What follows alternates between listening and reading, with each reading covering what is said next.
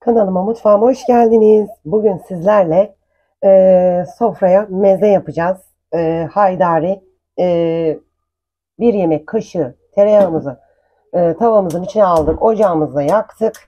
E, Erimesini bekleyeceğiz. Sosuyla başladım. E, Tereyağının erimesini bekleyelim. Tereyağımız eridi.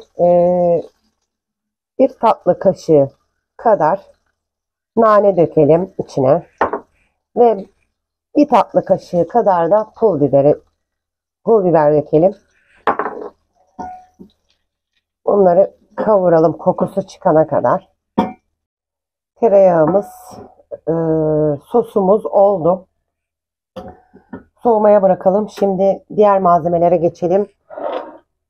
Tabağın içine 2 yemek kaşığı yoğurdumuzu, normal yoğurt, 2 yemek kaşığı da süzme yoğurt, 2 yemek kaşığı kadar da mayonez koydum. Bir diş sarımsak koydum. Birazcık tuz serpiyorum. Ve bu malzemeleri birbirine karıştırıyorum. Şimdi soğumuş olan sosumuzu ve dereotumuzu, bir bağ dereotu ince ince kıydım. Şimdi sosumuzu yoğurt karışımımıza döküyoruz. Karıştıralım.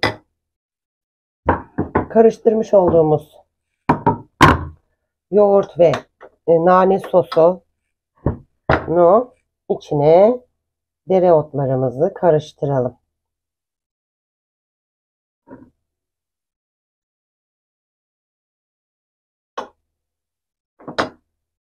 Evet, haydarimiz hazır.